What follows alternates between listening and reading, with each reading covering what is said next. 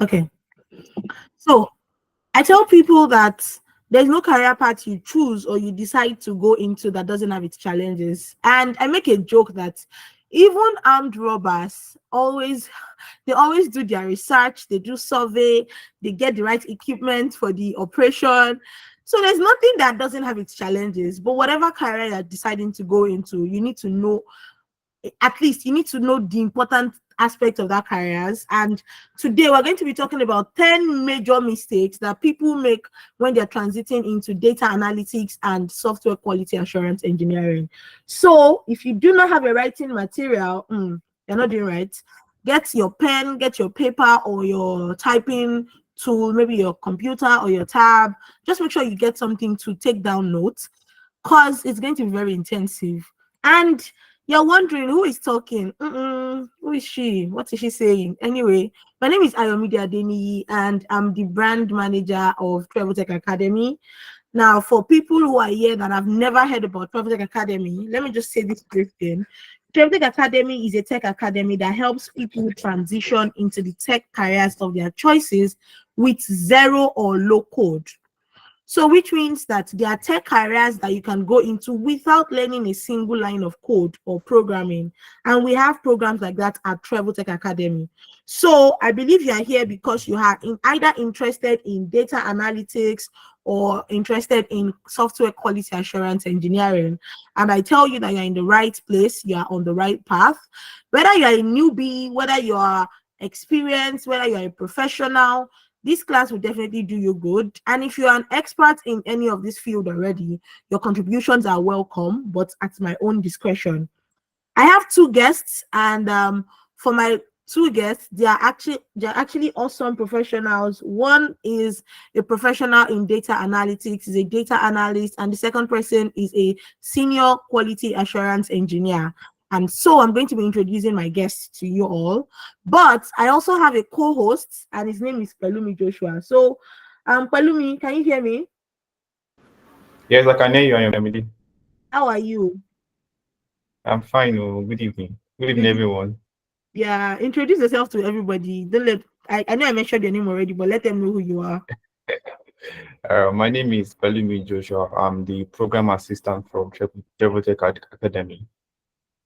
Great. So Balumi is going to be here and we're going to be hosting this session together. And I'm going to go to my first guest for tonight. Gentle. Gentle, can you hear me? Yeah, I can hear you. Good evening, Gentle. Yeah, good evening, Lady. Good evening, everyone. Yeah, please introduce yourself to everybody. And for people that think his name is GE, it's not gentle like gentility, it's JE. So so go ahead, Gentle. All right, thank you. My name is Gentle Eswong. I am a software tester. To put it in a layman language, I hunt bugs for a living. So I have a few years of experience playing around with softwares and finding things that shouldn't be there.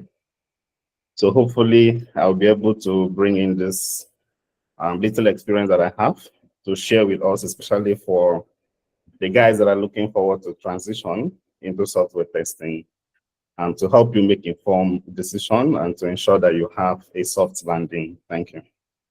Thank you so much, Gentle. We are here for all of it. We're here to hear you talk about the world of software. We are here to see you spill the tea, because a lot of people are here today and they want to actually transition, but they need someone who would open their eyes to see the world of software quality assurance. So thank you so much for being here tonight. And my second guest is Sergius Daniel. Can you hear us, Daniel?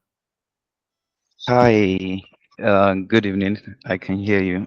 Good evening. Could you introduce yourself to everybody? So, hi everyone. My name is Sergius Daniel, and I'm a data analyst, and it's so good to be here. I'm sorry, I'm not much of a talker. I know this Ayomide will come for me again, but I'm not much of a talker. I'm a straight to the point person. So yeah, So I'm a data analyst with few years experience in data analysis, and I'm also it's so good to be here, Sharp. So thank you. I will come for you. You say you're not much of a talker. Who is much of a talker? Say just who exactly? Point your You finger. know, nobody can do it better than you, Ayomide. You know that. Okay, I'll take it as a compliment, not an insult, but I'll take that. It's so nice to have you, Sergius. And see, you all, I want you to just notice something, and I'm not even making this up. Compare the way Gentle spoke and the way Sergius spoke. You will notice something in common. Tech bros, they don't shout, they just talk calmly, like, my name is Gentle, my name is Sergius. I'm just see, there's money in tech. Oh. When you get money to a level, you just become automatically, and that's the fact. Me like this, I'm still hustling. That's why my voice is like this. So if you know what is good, take your pen and paper and start noting them. Samuel is laughing. I know Samuel likes money already.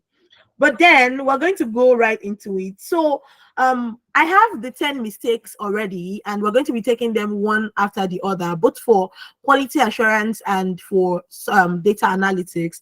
And myself and Pelumi are going to ask our guest speakers questions interchangeably, just to know more about the world of both data analytics and software engineering.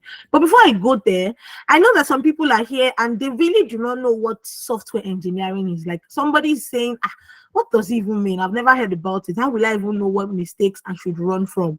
And somebody else is saying, I just keep hearing about data analytics, but what do data analysts do really? What is data analytics? So I'm going to give our guest speakers the opportunity to take us into the world of both careers and give us brief explanation of who a data analyst is and who a software engineer is. So software quality assurance engineer, not software engineer. Gentle, could you please tell us how you would explain software testing or software quality assurance engineering to someone who is a layman or a newbie and is like, Gentle, can you tell me what you do on a regular? What do you do daily? What does your career entail? How did you get into this? Just give us a brief of what software testing is about. All right, thank you.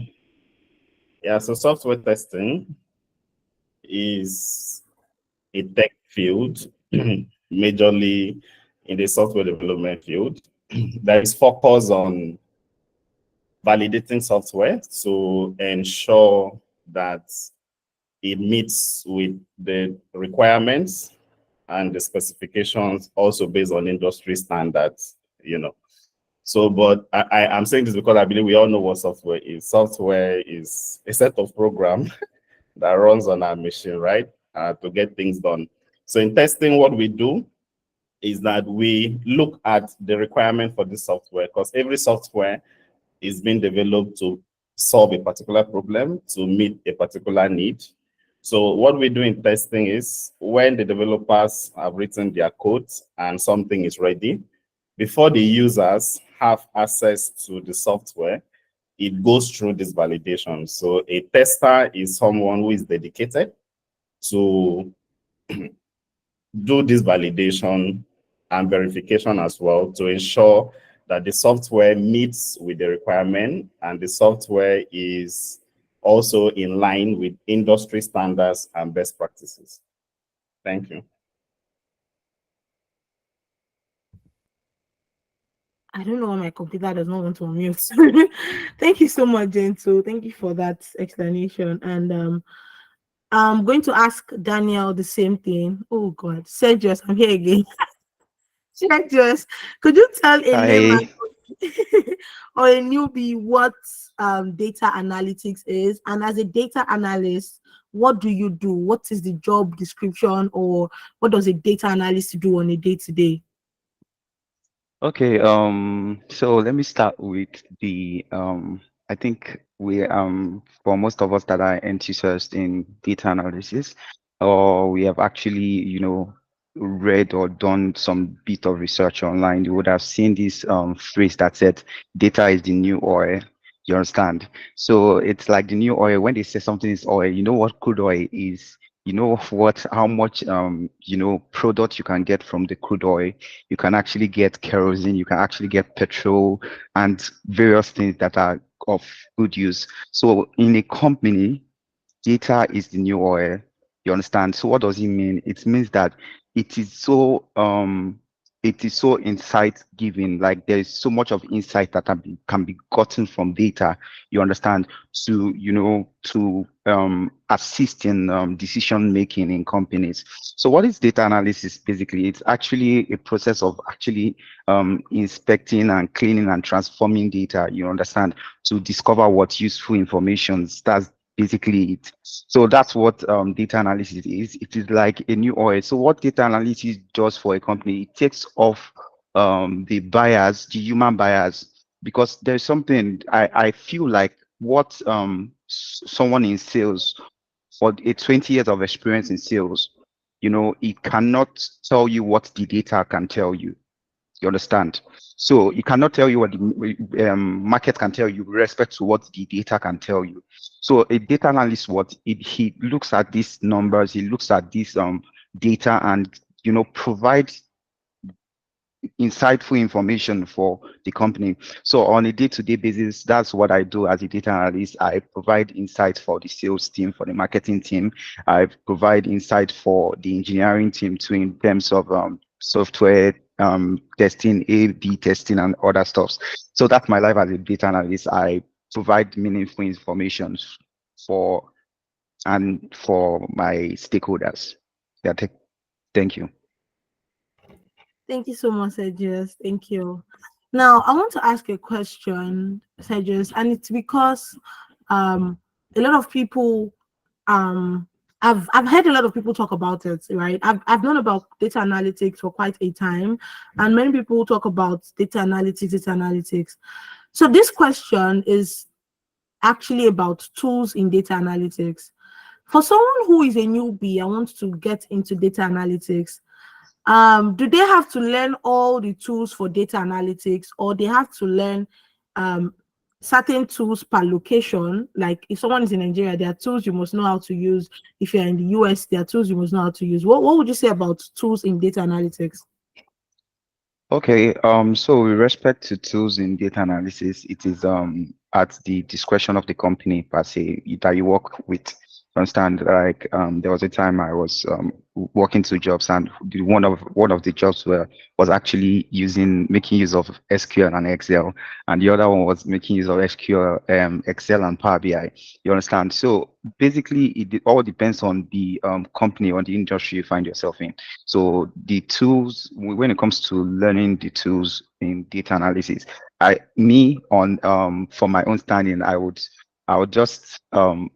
advise you learn the whole tools, but irrespective, like in the Nigerian market, majorly that I've seen, they make use of Excel, Power BI, and SQL majorly.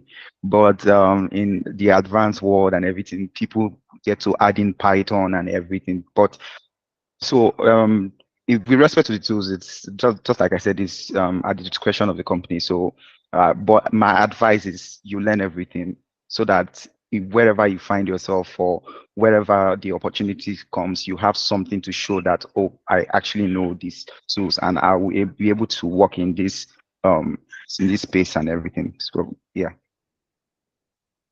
Thank you so much, Sergius. Thank you. That was really helpful. So I'm going to be talking about the mistakes, and I'm going to be talking about the mistakes in each career path. But before I do so, I'm going to say this, that I know I just mentioned Power BI, but I just want to put it out there that the visualization tool we learn at Trevotech Academy is Tableau. So I know that Power BI is also a visualization tool, but at Trevotech Academy, we do Tableau. Now, back to the mistakes I'm going to talk about. Before I say that, I would say that for the session that we are doing to be very interactive and organized, please do not unmute yourself when you are not asked to.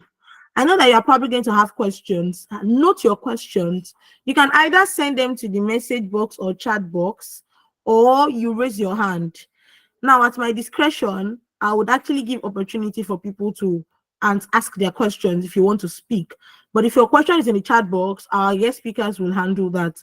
But don't unmute yourself when you are not asked to, please, because when 2-3 people are talking at the same time, it's definitely going to cause disorganization and it's going to disrupt the meeting. So I just wanted to say that.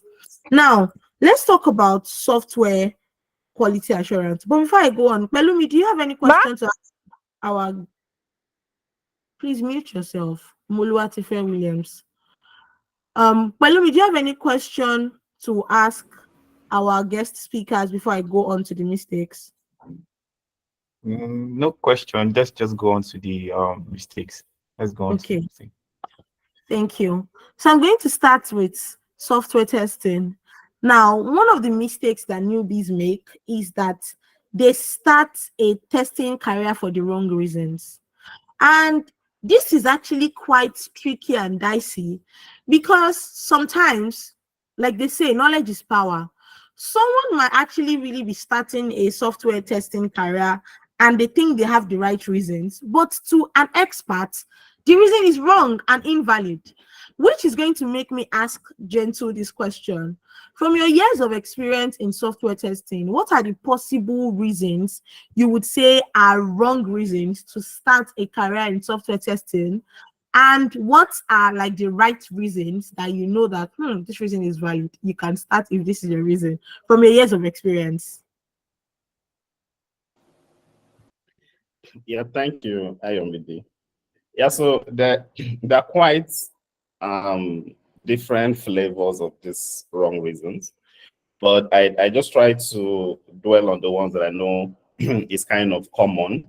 All right, so let's say, for example, we have like my boss has said, Daniel, for example, he said data analysis is the new oil, or data is the new oil, right?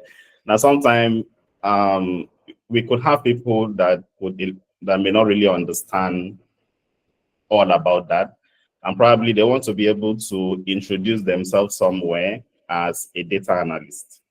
They want to be able to tell people, "Oh, I'm into tech." They just want that vibe of tech bro, right? And then for that reason, some persons want to pick up a career in tech.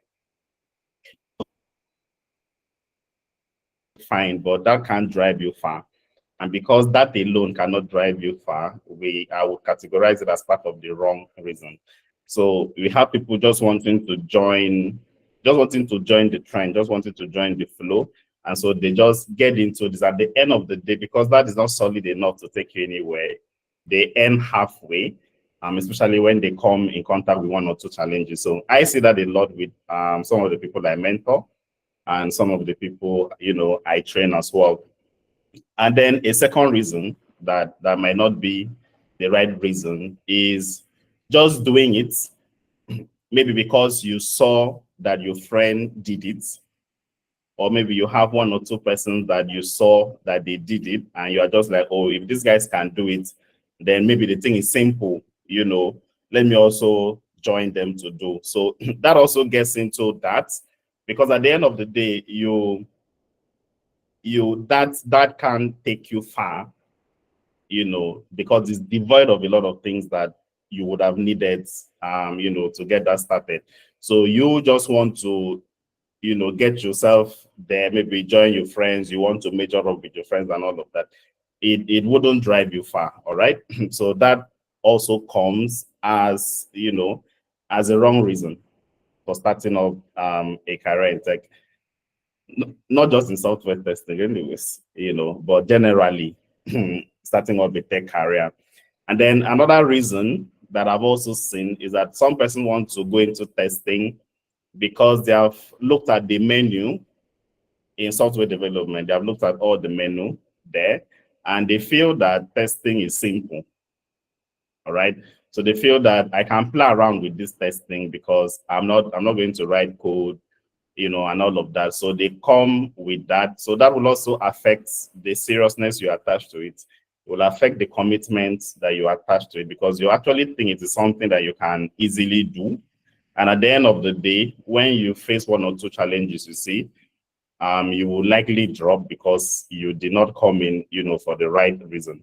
So this and many more constitute the wrong reasons why some persons want to get into software testing or quality assurance engineering. So I'll just limit it to this for now. As we continue the conversation, we could be mentioning them as we continue. Thank you. Thank you so much, Dental. In fact, that first reason you mentioned about people wanting to have the vibe of I'm a tech bro, I'm a tech sis, is actually very funny because the way we say people transition into tech.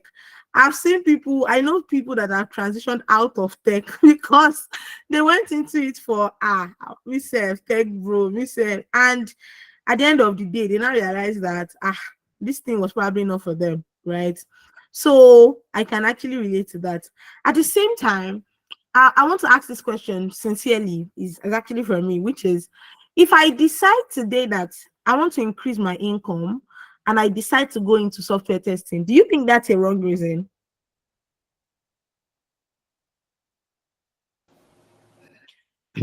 Yes, and probably no, right? So it's going to be based on context. So let me start with a no context. If you just feel that money is flowing in tech, money is flowing, and you just want to jump into that money that is flowing, you may jump in and you may not actually see that money flowing, because you need much more than that to get in. Now, for the yes part of that question is the fact that if you are dissatisfied with where you are currently, you're tired, you fed up, you deserve more, there is more, that what you have, your skill, your soft skill, your drive, your passion, that if you put it somewhere else, you could get more result than where you are now. If you're that kind of a person, then it's a yes for you.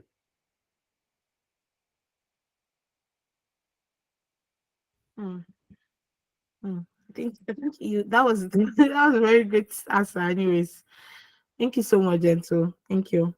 So for people that are here already, are you taking notes? If you are just saying, I just want more money, I just want more money, and you really don't know what you are going into, that's a very wrong reason. That's a very wrong reason. But if you are dissatisfied, like Gentle said, and you know that, okay, where I'm going, I know that I want more money, but at the same time, I know that I really want to do this, not just because of the money, then you're actually on the right path because money is important, right? So that's that. Now I'm going to ask Sergius a question about one of the mistakes people make when they want to transition or transit into data analytics. Now, the first mistake is people wait too long to start, which is procrastination. So I'm going to ask Sergius, what would you say about waiting too long? From your own experience, do you think that immediately somebody has an idea to start or they have the passion to start, should they just start immediately regardless of whatever? Or there are some things, some parameters that you can point our attention to actually give it away that this is the right time to start. Then after this season, if you start, then you are said to be too late or to procrastinate. So what would you say is a pointer to know the right time to start? Okay, thank you. Thank you, Ayomide. So before I answer that question, I would go back to the question you actually asked, Gentle. So when it comes to this thing, money is a very big driver. To be honest, like I've made like a survey with friends, like, how far why you take, and like, oh my, it's for the money, it's for the money, it's for the money, it's for the, and yeah, I would choose. I'll actually, I'm just saying, like, it's for both times. It's basically, because we want to live a better life and want to do this thing. And if you see most people that comes with passion, it's actually 30% of the people in tech that are actually doing it based on passion. But if you ask maybe 100 people, and I bet you 70 to 80 people, or even 90 will tell you that I'm there for the money. You understand? Because see, tech is not as easy as it seems, but see. So let me just go to the question with regards to procrastination. So we all know what procrastination is. Partly, sorry, excuse me. So basically, I have had my own share of procrastination. I should have started tech way after my university days. That was when I graduated, and I studied chemistry, which is a far away from tech. I studied chemistry in school, and coming out, I just knew that well, this thing is not actually not going to take me anywhere. What do I want to, as a chemist or holding a chemistry degree? What space would I actually function in that's going to be fulfilling to me? I'm not saying it's not fulfilling per se, because I during my IT days, I did my IT, and where I did my IT was in a lab, in a chemical lab at Boa. So we're just testing, and it was so boring for me. Sitting in a lab, it was the most boring thing I've ever actually done in my life. So I just knew that I needed to, fit somewhere. And I started making my research, and I knew I wanted to go into tech. And I fell into the data space, and it's kind of resonates with me per se. And I was supposed to start immediately, but I kept telling myself, maybe I'm not ready yet. Maybe after my NYC, maybe this, maybe that, maybe that. And for 3 long years, I knew I wanted to do data, but I never started. Should I say 3 years or 2 years? I never started. So I think this is one of the one of the challenges many of us here are facing, even as a software wanting to go into any stack in the tech world. You say, I'm going to start. Maybe I've not seen a good platform. Maybe I've not done this. I attended so many free master classes like this, and I kept telling myself that I was going to start. I was going to start. But the day I started was the day I actually took a leap to say, yes, now I want to start. And I know so many of us in this call right now, we want to start, but we are still telling ourselves we are going to start. You understand? So one of the things we get from here is actually missed opportunities. You understand? Delaying these things, actually you just lose chances to actually come up into the work when tech world per se. And before different trends are actually leaving you behind, and before you want to start, you are already going back to the basics again. And there are so many trends, there are so many upgrades in the tech world, and you are just starting from the bottom. I'm not saying starting from the bottom actually is not actually great. Yes, it's great, but this thing, they leave us behind per se. So if you keep procrastinating, that I mean that's one of the disadvantages. If you keep procrastinating, like you're going to start tomorrow or you're going to start next week or next month, you should know that this thing keeps evolving. You understand? So you are actually you are actually being left behind. And when you want to start, you are actually going to start from the rock bottom per se. So I'll just encourage each and every one of you here. Your time is right now. Start right now. Start with TurboTech. You want to be a software tester, you want to be a data analyst, start right now. Now is the right chance. So thank you. Thank you so much, CJ. So on point, so on point. And thank you for talking about the money part too, because yeah, money is important. And I also want to say something that about when you said you were in the lab and it was boring and you just had to go. I mean, there are people that think it is okay to actually stay in a career they don't love. I would say that there's actually something that you would love somewhere, except you're a lazy person. That's the fact.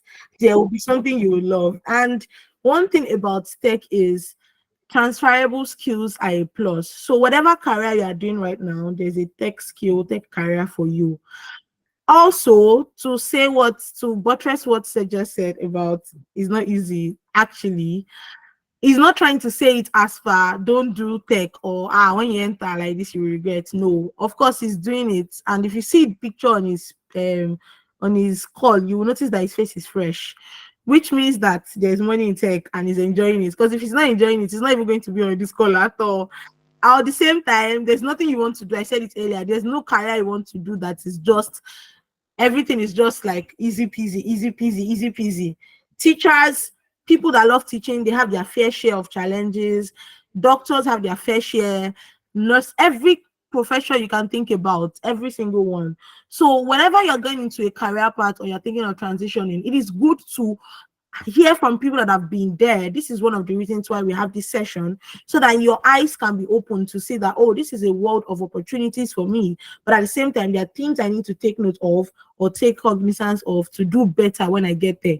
That's really the fact. So I hope that you're enjoying this session, you that is listening to me here. So I'm going to make Pelumi take over now, for because I know Pelumi also wants to ask some questions to the guest speaker. So Pelumi, can you hear me?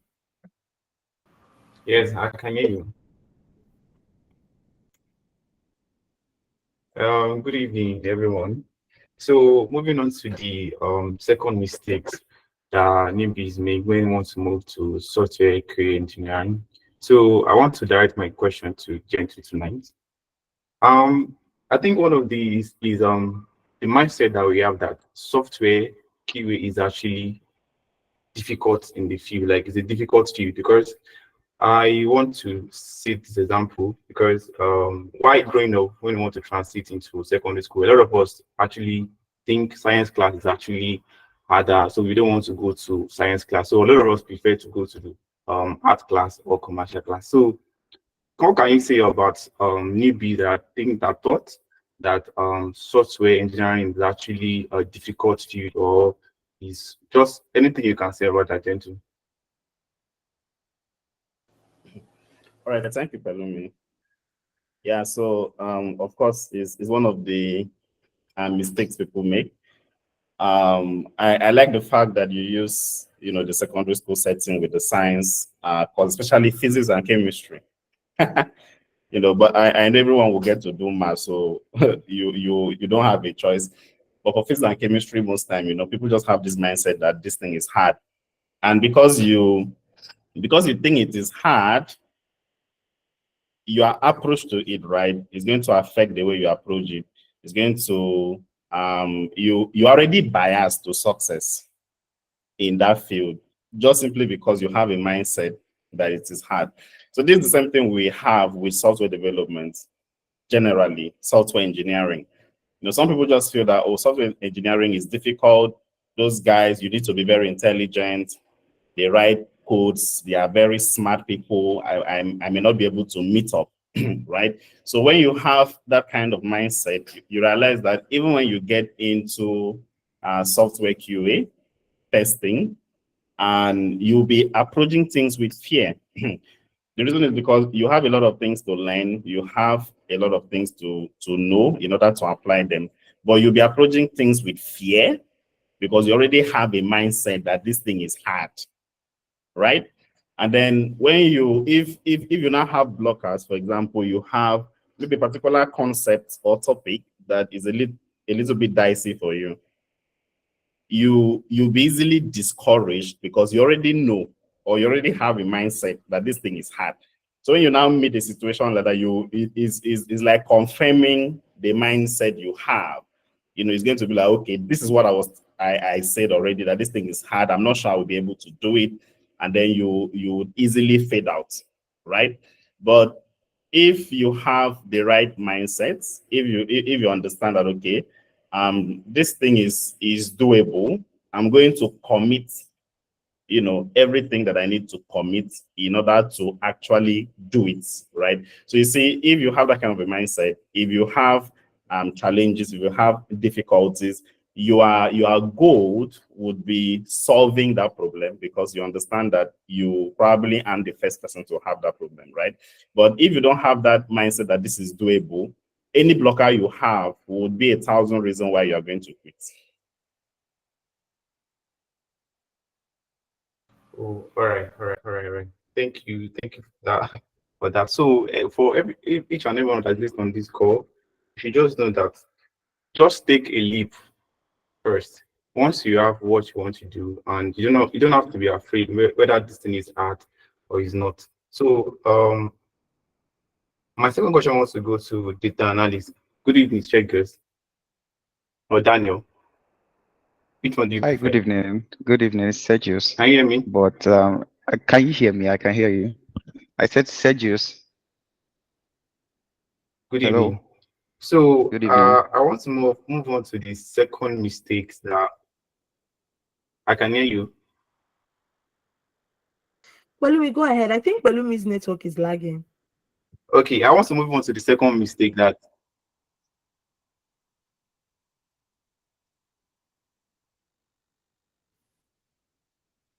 I don't know what's wrong with Hi, Balumi's hi, network. Pelumi. I can't hear you. Yeah, Sergio, can you hear me? Yeah, I can hear you. Go on. Okay, I'm just going to take over. I think Balumi's network is bad. So let's just move on to the second mistake that data analysts or newbies make when they want to transition into data analysts. Let me just confirm you're hearing me again, Sergio. Can you hear me? Yeah, I can hear you. Go on. All right. Now, this second question is about this second mistake that many people make. You know, I asked you a question earlier about tools for data analytics.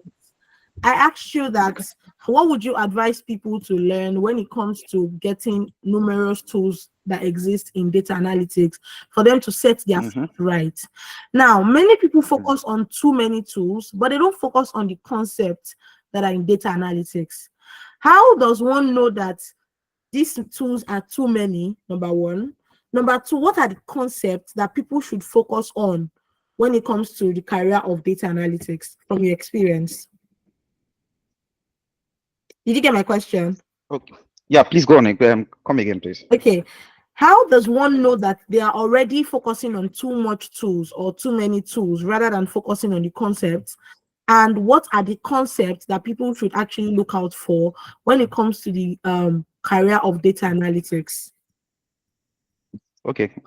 So basically, let me start with the this thing. How would you know when you are actually, focusing on tools a lot? So you would understand that when you as a data analyst actually focus on tools, you get, instead of getting the full grasp of data analysis, you just get this tool specific knowledge. That's what I call it. Like, you actually know that tool, but the tools, is it transferable to the next tools? You understand?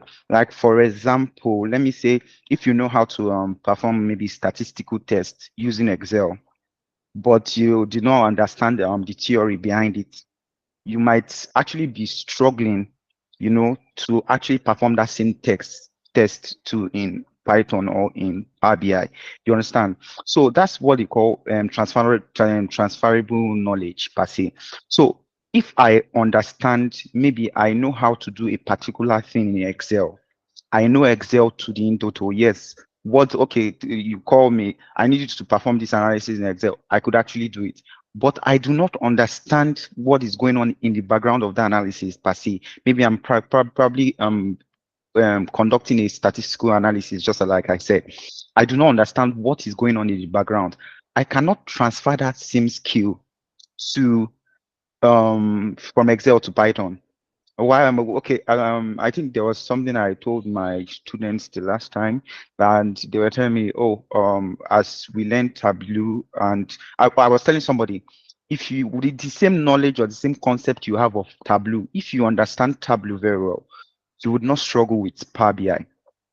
It's the same visualization tools, but from different companies. You understand? But they follow the same concepts, just like Google Sheet and Excel. You understand? So basically, if you understand you know, the tools, and you understand the knowledge behind the tools, definitely you would be able to, transfer that knowledge to the next tool you actually want to learn or want to use. So basically, that's just it. I think that makes so much sense because based on what you said, for example, for visualization tools, if you know Tableau, if peradventure in the future one needs to like learn Power BI for a job, they wouldn't have issues navigating it. And it's so true because it's just like Microsoft Word and Google Docs. If you can use Microsoft Word very well to type, you understand how to edit, add tables, all of that. When you go to Google Docs, even though they're from two different companies, you can easily navigate the platform or the interface of Google Docs. So it just makes sense that if you are someone who is looking to transition into data analytics, don't first put all of your focus on, so I want to learn 10 tools in the next 2 months. I want to learn 20 tools in the next 3 months. I just want to focus. If I know SQL and I know Excel and I know Tableau, I need to learn 10 more. No. The point is, when you understand the background, like Daniel said, when you understand the concept of the analysis itself and you understand the major tools that you have learned, it's easier to actually navigate other tools when you get maybe a job or something and something requires you to learn other tools.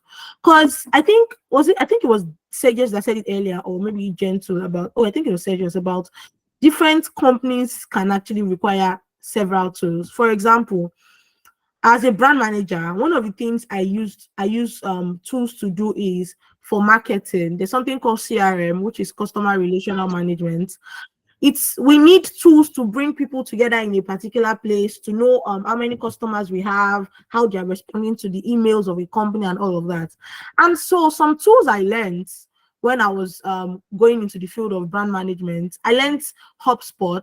I learned a number of that. I don't want to bore you with the names. And then I got to a particular company where I needed to apply those tools, and the company themselves, they had their own personalized tool. That means the company is a very big company. So they created their own CRM tool. So nobody else in the world can use that tool except you work for that company. So imagine I'm always focused on the tools, like which other one can I learn? That company wouldn't be able to employ me because when I get there, I've never seen their tool before. But because I really had the background knowledge and I understood well the one I knew, I was able to transfer those skills into the new software that the company had. So the same way, don't be too focused on the name of the tool, how many tools. Be focused on understanding the concept of whatever you're analyzing. So I hope that makes sense. Sergio, I will not become a data analyst this night like this. It's allowed. It's allowed. Thank you so much. So I'm just going to ask Gentle this question. Now, when it comes to the world of software testing, I think another mistake that people make when it comes to software testing is phobia for coding. And a lot of people think that if you want to do software testing or quality assurance engineering, you just have to be the best coding experts in the world. Like, you must know how to just write funny things, all these coding things. What do you have to say about that, Gentle? Why do you think this is a mistake people make? All right, thank you, Ayo. Yeah, so generally all the applications we use run on code. It's either it's running on code directly or it's running on a third-party code. However, it will need to run on code. So coding has been an interesting subject in the community. And I think I could say, for those of us in software engineering, the guys that write code, they make up a greater percentage of, actors in the industry. So sometimes you probably be close to someone that is a developer, someone who writes code, right? And then you're trying to transition into software testing. And the person could actually tell you that, yes, that you need to write code in testing, and which is true, but probably I will explain it this way. Is it mandatory to write codes in software testing? The answer is no. But would I need to write code at some point? The answer is yes. All right. So you don't necessarily need to be a fan of coding to be successful in software testing. All right. But, there are parts of software testing that requires writing code. There are parts of software testing that is necessary that you know how, maybe 1 or 2 programming languages. All right. And from my experience, I could tell you that if you really want to grow, which is not an immediate thing anyways, but if you really want to grow, if you want to get up the ladder, up high there, and then at some point you will need to know how to code. But this is how it works, right? This is like you coming the way you are. I don't know how to code. And then, but then you can still get into testing. You learn the manual testing. You make reasonable advances that you make, like you achieve quite a lot as a manual tester. And then probably your interest in the field would grow. And for those of us that want money, you see plenty of money. And then when you now see plenty of money, and then you realize that probably if I learn one or two programming stuff and move into automation testing, I will probably earn more money. So you now have a stronger, or maybe you're a little bit more comfortable now, you know, so maybe go into learning how to code, because you already have return of investment so far, you know, in the career. So firstly, you don't need to know how to code to come in. So if you are scared of coding, the reason why you're scared of coding is because you know nothing about coding. That's just the truth, right? When you begin to know stuff about coding, you won't be scared. Okay, so you don't need to know how to code to start a career in software testing. And I can tell you, you can be a tester for 3-4 years without writing a single line of code. Okay, but as you climb up, you would need, you know, to get that done. And by that time, you know so much not to be scared of coding. Yeah, so I see a question someone was asking, you know, in the comment section of this call. And it was saying, why do some QA job request programming language knowledge like Java or Python? All right. So, I mean, from this explanation, you could understand. So it depends on the job specification that they need for that particular role. So if a company is employing for an automation tester, of course, they need you to know how to code, right? There are some other companies, especially in Nigeria, that, okay, even if they are employing for manual tester, probably they still need someone who has knowledge of automation, because when they want to transition to automation, they don't want to start looking for staff again. So, I mean, that's another caveat to it anyways. But when you see them asking for programming language, it's probably because that particular job role, you need to do automation testing, all right? But there are many other roles that you don't need to do automation. You could work as a manual tester. And I mean, the truth is, when you are just starting up in software testing, maybe as a junior QA, there's hardly anyone that expects you to do automation, you know, as a junior QA. But as you get into intermediate QA, as you're climbing up, then probably they will start expecting you to start knowing stuff about automation, and you yourself too, you are now comfortable enough, you know, to venture into all of that. Yeah, thank you. Thank you so much, Gentle. See, if Gentle, who has been in the career of software testing for a number of years, is telling you that you don't need to learn a single line of code to learn software testing, just know that he knows what he's saying. That's the fact. So the fact is, he also made a statement which really resonates, that you are scared of coding simply because you don't know how to code. And it's true. It just made me realize that in life, many of our fears are fears of the unknown. Because if you are, for example, you are speaking the English language fluently, you wouldn't be scared of the English language. Your mother tongue, or whatever language is your native language, if you are speaking it correctly, you wouldn't be scared of it. So the major reason you are scared of a particular career is because you don't even know anything about that career yet. The moment you start familiarizing yourself with the career, the moment you take that leap to start, you realize that there's nothing impossible in that career path. So there will be no limit to the achievement you can harness in that career path. So I would say one of the ways to also face your fears is by getting knowledge about that fear. People say things like, this career path looks hard. It looks hard, but have you done research? Have you asked people in the career path? Have you moved a needle to even know what it really entails before you conclude that it looks hard? So sometimes you also have to do your own homework when transiting. But thanks to Trevor Tech Academy, this session is an eye-opener to help you make tangible and concrete decisions based on the experience of people here. So I hope everyone is enjoying it. And there are a number of questions on the chat box already. But before I take questions, I'm going to ask Sergius this question. Now, the third mistake that I would say people make when it comes to data analytics is lack of practice with real data. Now, the point here is some people are wondering now that lack of practice with real data. So what is fake data? Is there fake data? And they're also wondering, at what point do I need to start practicing with real data? Where will I get real data from? Do I, if I don't have a job yet, do I go to companies to steal their data? How do I lay my hands on real data? So Sergius, over to you. What would you say about that? Okay, hi. So basically, when I meant real data, I didn't actually, I wasn't coming from the aspect of maybe getting data from Amazon or getting data from Google or getting data from Microsoft per se.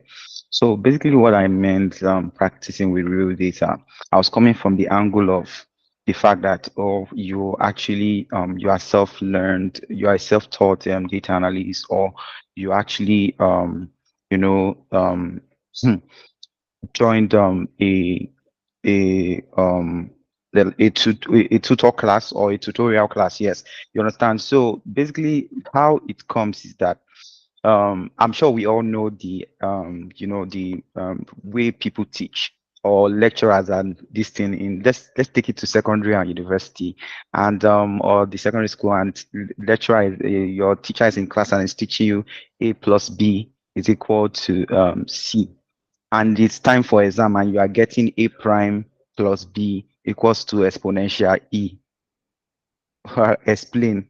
You understand? You were taught in class A plus B is equal to C, and now you are seeing in the exam A prime plus this, and you ask yourself, how did it happen? You understand? So this is where I am coming from. This is the angle I'm coming from in terms of the fact that when it's tutorial, when probably tutors are teaching, they for based on the level that those students are in, we do not did not get to that point of um I don't want to misinterpret it or something, you understand, but they make it in a simpler way for these students to pick up and understand, you understand.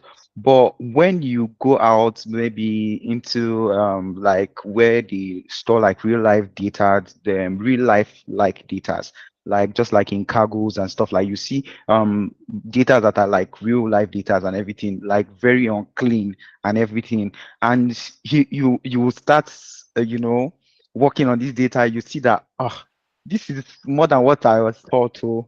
Maybe maybe in class you actually cleaned like maybe 5% of the data, but this time you are actually spending maybe you planned on finishing the whole thing in 5 hours. In 4 hours, you are still cleaning a single data. You understand? So this is where I'm coming from per se. So you would be frustrated, people get frustrated per se and everything, but one of the importance of actually practicing with this real data, when I mean real data, is actually it actually helps you develop your data cleaning skills and everything. It actually helps you understand that there are various data are different. You will make you understand data complexity per se. You understand, you know that not all data are the same.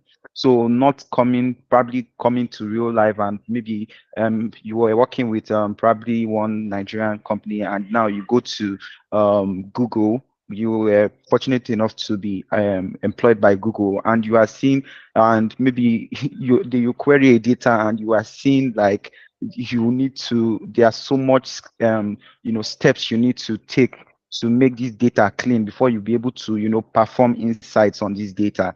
So it actually helps you, it helps you a lot. So you need to keep on practicing with different real life data. When I mean real life data, I mean data from these sites like Cargo, and there are some open source sites where you can see real life data. So there are even some that are they're actually real life, like from maybe from World Health Organization and stuff like that.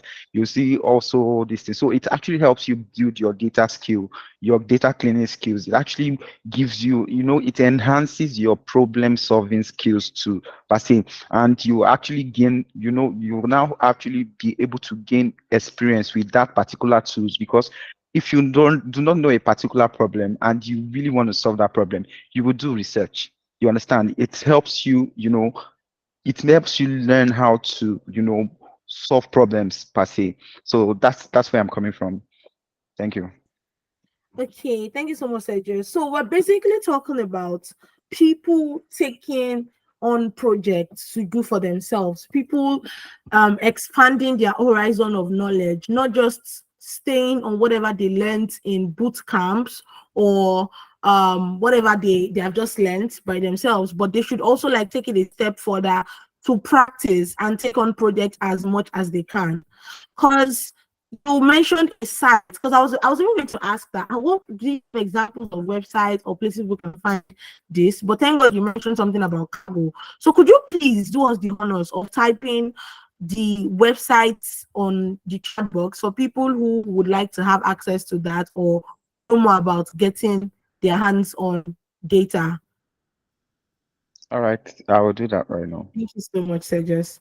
So, for anyone here that you're thinking of transitioning, don't just think when you transition, you're just going to stay on. I'm just going to go into it and I'm not going to practice anything until I get a job before I start working. It doesn't work that way. You have to get your hands dirty. And when I mean get your hands dirty, you have to work. You have to find things to do. Sometimes I've got questions like, when I finish my bootcamp program and I don't get a job immediately, what can I do? I tell people, volunteer, get internship roles. Because, for example, let's say you finish your bootcamp program, for example, you finish in September or October. If you don't get a role in November, you don't have to just sit and say, what are you doing now? I'm just waiting to get a job, or I finished my bootcamp, I'm just waiting. Don't just wait and do nothing. As you are waiting, as you are applying, as you are hoping to get a new role or new roles, lay your hands on practical data, lay your hands on whatever thing you can do as project to make sure your resume is more cumbersome and loaded, that even when that job opportunity comes and you go to the interview, you're not seen as a newbie per se, because they know, when you start telling them, I worked on a particular data cleansing for this, say, standing ovation. She knows what she said. You get? So this is going to be a mistake you make as a newbie if you just sit down saying you are waiting for that big opportunity without getting your hands involved in doing projects. So I hope everybody got that. Now I'm going to take a few questions in the chat box, and I'm going to start with Judith. So Sergius, Judith has a question directed to you personally. She says, Mr. Sergius, please, what made you choose data analytics to do out of the skills in tech? That's a personal question. I was hoping to reply her on the chat, but I was trying to put in a way not to to encourage you and not to scare you. So first, I would say it's the money. First, money is the drive. It's a driving force for me, just as you know. So that's my first. Then, just like I said, I left school and I knew I was made for something bigger than sitting in a lab. And when I was making my research, that's the first thing you have to do. You have to research and know that this is actually what you want. Just like my fellow guest said, Gentle, he said, you have to know you are not going in there for the wrong reasons. What is actually driving you? You understand? I know from right from time I'm like as much as I'm a part of me, I'm a perfectionist. I'm also a curious person, and I also love to solve problems. You understand? So these are things I considered. Where are my skills going to, shine the most? You understand? So I actually made research and I came in contact with data. I love numbers, irrespective of numbers or not. You can be a data analyst. You understand? But understanding, just like I said, understanding the concept and everything. So I love numbers. I love being curious. I love to ask questions. You understand? I love to question things. You can't just give me bread and I'll eat. I'll tell you why we having. I'll ask why we having bread for dinner. Why can't we have, or why are you giving us bread and egg? Why can't you give us bread and beans? You understand? I ask questions. You understand? So it has actually helped me. It's something that when I was doing this thing, I see that being a data analyst, you have to be really curious. You have to know what you have all the W's. You have to know why, what, where, how, all the questions you have to ask it. And since I love asking questions, data analysis is like a place for me to enhance that skill, you understand, and to get answers from this thing. So it's actually resonated with the kind of person I am per se. So I think that was one of the major reasons that made me choose to stay in the data space. Thank you so much, Sejas. And there's a question that actually popped up now that someone asked. I just want to ask that before you leave the podium. The person said, what is the difference between data science and data analytics? Please explain with practical examples. Over to you, Sejas. Sorry, I was talking. I didn't know my mic was Oh, no not problem. So So you data said, analysis. Yeah, I got your question. So basically data science, when you said data science is like a whole body of the whole data, like the whole data community per se. That's data science. It comprises of data science, data engineering, data analysis, and everything. It's like a whole name per se, understand. But when you begin to distinguish them, like what analysis is and what data science is. So data analysis, just like I said, is the where you have the concept of cleaning, analyzing, and you are cleaning to actually what to provide insight and information. You understand? So your main goal as a data analyst is actually to interpret and communicate data findings, to help stakeholders make informed business decisions. um Double quote on the informed business decisions. You're not just making decisions, you're actually helping them make informed business decisions. So you actually, as a data analyst, you actually focus majorly on historical data, you understand, to understand the trends and patterns. You understand? So you are getting data from the past from your listing, and you are getting, and you are performing an analysis, and like, oh, based on this is what I get. And majorly, so that's the goal per se. So in terms of as a data analyst, the tools you majorly use as a data analyst are tools like Excel, SQL, the visualization tool, which is Tableau and Power BIs and stuff like that. So basically, your outcome is actually to generate reports. Is actually to provide dashboards for various stakeholders, just like the marketing team. Maybe they want to monitor some store some metrics and stuff like for the customer experience team, because that's what I do basically on a day to day. The marketing team might come with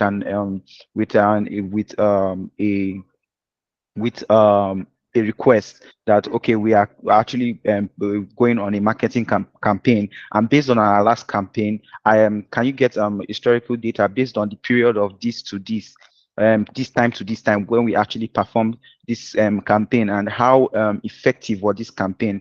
And we have to pull data from that particular month, that period of the campaign, and we're like, okay, what was the impact on the business, the impact of the campaign on our business, you understand. So you work on based on past data to actually help them make informed decisions, to make them see, okay, this is maybe did we do anything right, or did we not do anything right, make them to replan. So that's basically the aspect of the data analyst.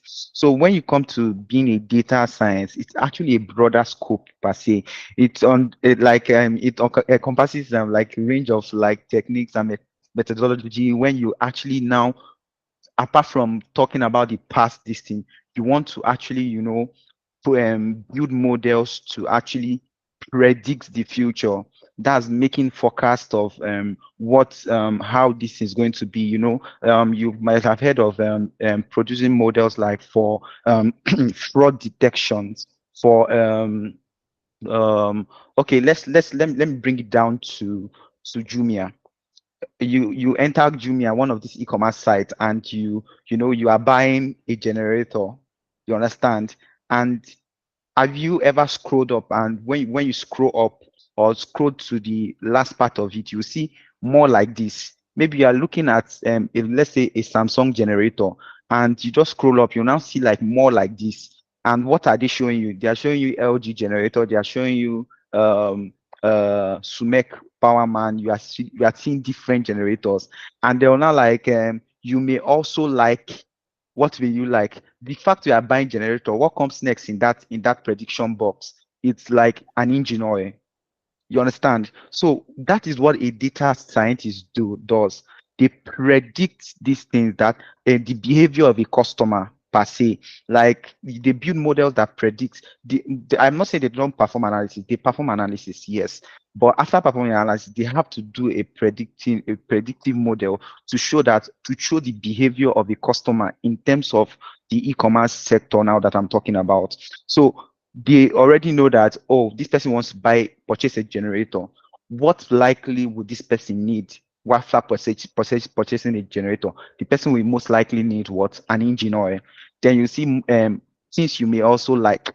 You understand? That's where the suggestion box comes. So that's the main goal, to derive insight and build predictive models that can be used for decision making per se. You understand? So they help customers in terms of that this thing. And tools that the data analysts use, they also make use of this thing, but majorly they make use of Python per se, because Python is like a data science tools that you can use to build predictive models, irrespective of the fact that yes, you can actually use Python for analysis, data analysis too, but it goes furthermore to actually help you build predictive models. And so yeah, I think I've talked a lot. I hope I was able to answer your question. Thank you so much, Sejas. And that was very explanatory and practical. So, data science is an umbrella under which we have data analytics, machine learning, and a lot of things. So, in essence, data analytics is under data science. And Sejas also mentioned that data analytics is more of using historical data.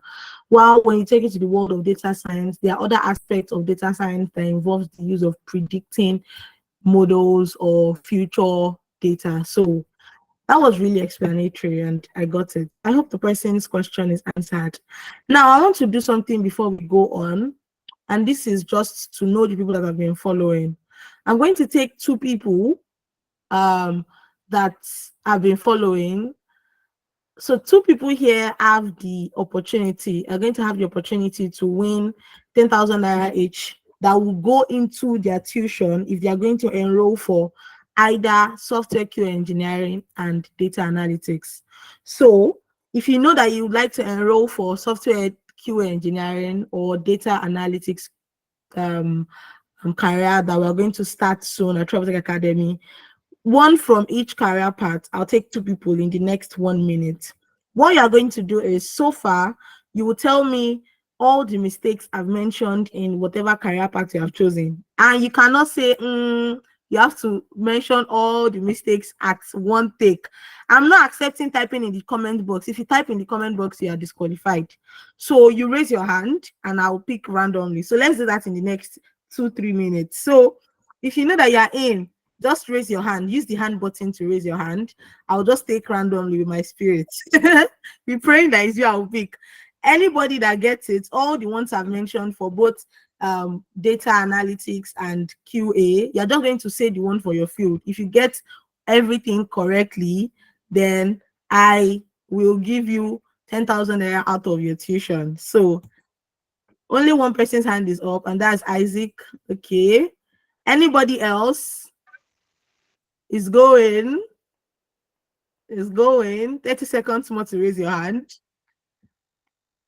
It's going. 10 seconds more. Okay, so I have two people now. So let me start with Isaac Destiny. Isaac, they are not going to say M. The moment you say M, it is over. So which career path would you like to talk about? Data analytics. Data analytics. Okay, shoot. So the first one, describe the people take the career path for the wrong reasons. An example is doing it just for the vibe. And the second one is thinking that software career path is difficult. And again, lack of practice with real data. Wait, to this Isaac, which career path did you say you chose? Data analytics, please. Well, you mentioned something about software now. Okay. Taking yeah. Yeah, thank you. Yeah, you have already said your own. Then I'll judge after. Oreoluwa, you can speak now. Isaac, me Good evening. I'd like to talk about. Hello, good evening. Thank you. Let's speak on data analytics.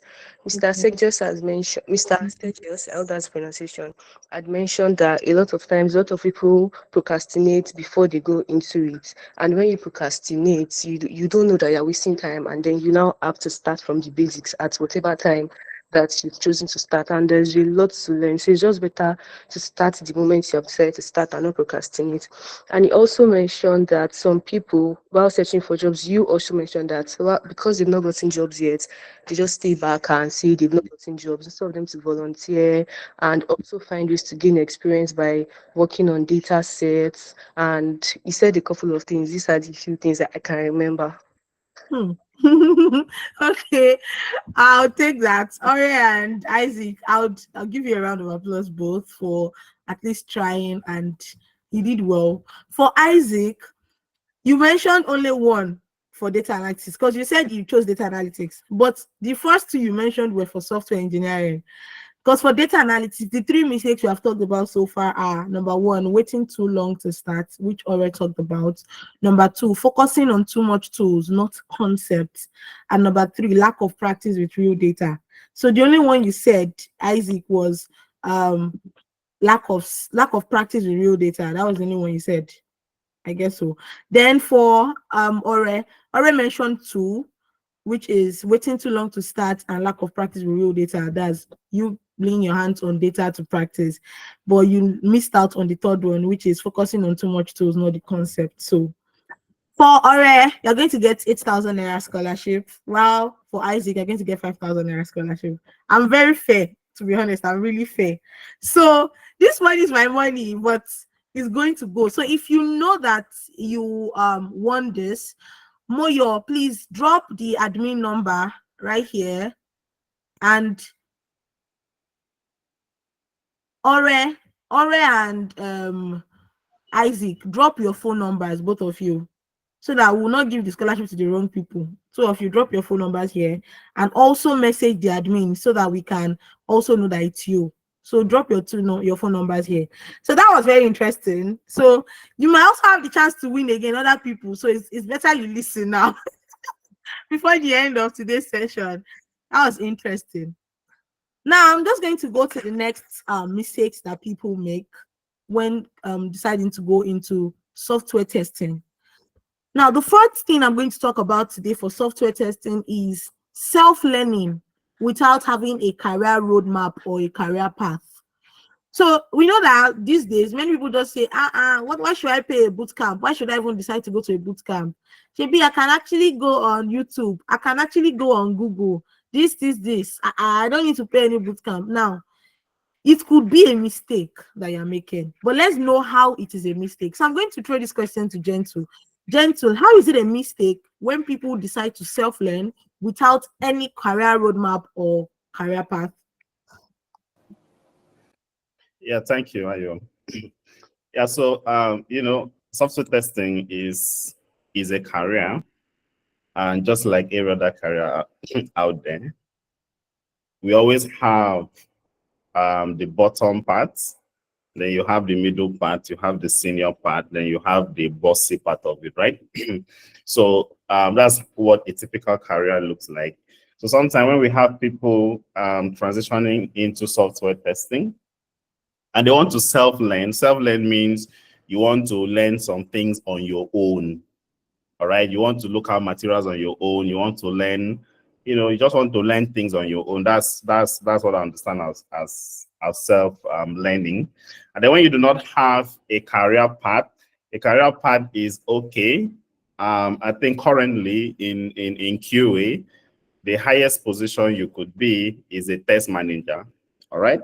So if you now get in and you don't have a path that leads you from junior QA or from an intern to start with, how do you move from an intern to becoming a test manager? So that's what I understand by career path, right? And if you don't have this, you don't have a roadmap on how to move there, then it's like you're just trying to build, just like building a house, and probably you would maybe start learning from how to roof the house. And then since you're learning from roofing the house, you just go to the land that you bought, start doing the carpentering stuff on the floor, on the ground, and then you make the roof. And then later you now learn how to paint, and then probably there's nothing to paint, so you leave that, and you now learn foundation. So you now try to lift up the roof and put blocks on that, and you make a whole mess out of it. So for most of the time, that's how people try to learn when they get into self-learning. It's like you're in the middle of an ocean and you don't have a compass. It is difficult for you to make, any reasonable advancement with that. So typically, like in Trevotech, what we do is we give you a roadmap on how you can move as someone who have zero knowledge in tech. So getting to a junior QA, and how you can get to a senior QA, and how you can even become a test manager. So with that roadmap, you're learning, you know what to learn. You need to learn A before B. So you don't go and learn D and come back to learn A, and then you go and learn maybe X, and then you waste your time, you get discouraged, and all of that. So this is like a common mistake people make when they try to self-learn and there's no roadmap. You need to understand how to move. What tools do I need to learn first? All right, because sometimes when you understand tool A, it's going to serve as a leverage for you when you are learning tool B. I have few persons I've mentored that, they were transitioning into tech and they went to learn automation testing, right?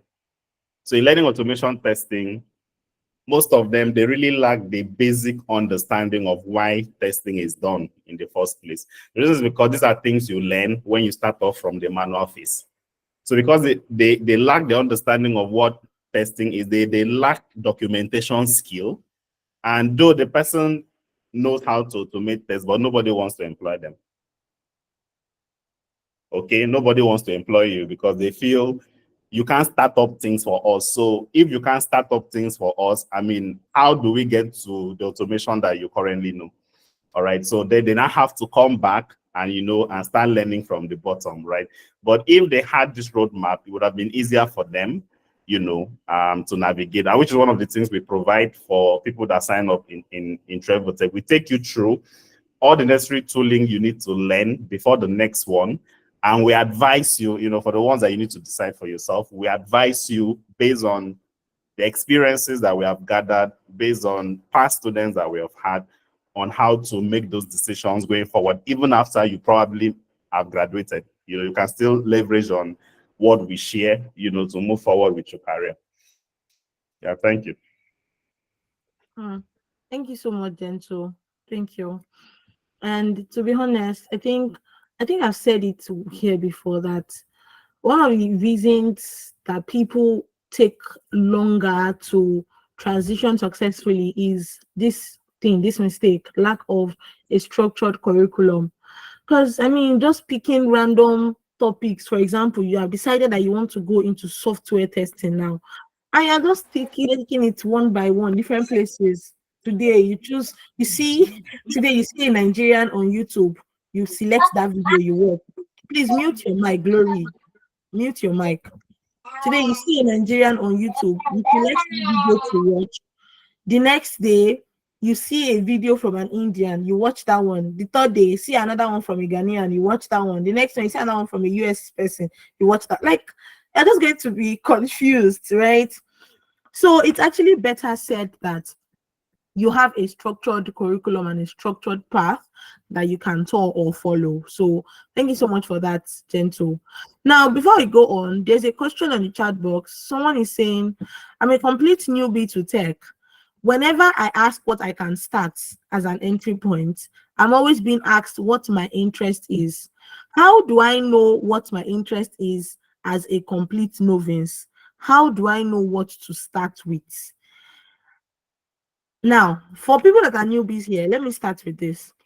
Whatever you are doing at the moment, or whatever career path you have been in before, there must definitely be skills that you have actually used in the past, which means that you have a passion as an individual. There are skills, there are things you are skilled at as an individual. Now, when you want to transit or transition into tech, one thing you need to know is the career path you are looking at. So firstly, ask yourself, do you want to do coding or not? Oh, I don't want to do coding. List a number of careers you can do in tech that do not require coding. Number one, data analytics. Number two, business analysis. Number three, product management. Number four, cybersecurity. Number five, cloud computing. You list them, for example, like that. Now, you choose them one by one. Do your research. Go to Google or use AI. Hi, ChatGPT, check Google. What are the important hard skills required to be a data analyst? It will list them for you. For example, to be a data analyst or to be in data analytics, you need to like numbers. You don't have to be an expert at maths or statistics, but I recall Sergius mentioning something about statistical data, which means if you're someone like me that hates maths completely, like you hate maths, or you don't even know basic maths like mean, mode, median, mode, all of those things, data analytics might not be for you. So this is why people ask you that, what is your interest, or where does your interest lie? Because if we just say start with data analytics, you now enter, you now realize that I need to have some little knowledge about maths and I hate maths, you might be disappointed. Or for example, you want to go into software quality assurance engineering. When Gentle was explaining software testing for a newbie, he said he basically looks for bug in softwares, which means, for example, when you see an app like WhatsApp, on WhatsApp, the people that did WhatsApp, the software engineers themselves might think, this app is perfect to go. We can launch it now. And someone like Gentle, who is a software tester, that's where the word software testing comes in, will test that app if it is good enough to go to the users or people that need to use WhatsApp. Or when they try to call people, does the call go to another place or does it go to the exact number they click on? When they post status, does the status show the people that have viewed the status, or nobody can see whoever has viewed their status? These are the kind of bugs they pick out and say, this, which means if you want to be someone that wants to transition or transit into software quality assurance engineering or software testing, you must be interested in finding stuff. Let me say, you must be inquisitive, you must be curious, you must be organized, you must be patient. Do you get? So this is why people ask stuff like, where does your interest lie? So the advice I would give, because somebody said something else in the comments that please answer this question. What I would say is, whatever tech careers you know about, write them out somewhere. Do a little research on them. What skills are needed for these career paths to succeed? Then think of the skills you have as a person and see what matches what, and you can make your choice from there. Do you understand? So I hope that really helps. I hope that helps. I'm going to take another question from the chat box.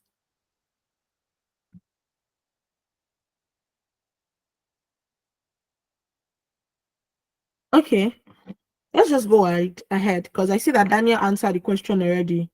Daniel talked about continuous learning, working on more projects to build portfolio. So I'm just going to go right ahead. Now, let's talk about data analytics. Another mistake that people make when they want to transit into the world of data analytics. People make the mistake of not understanding the business context or the objective behind the data analysis.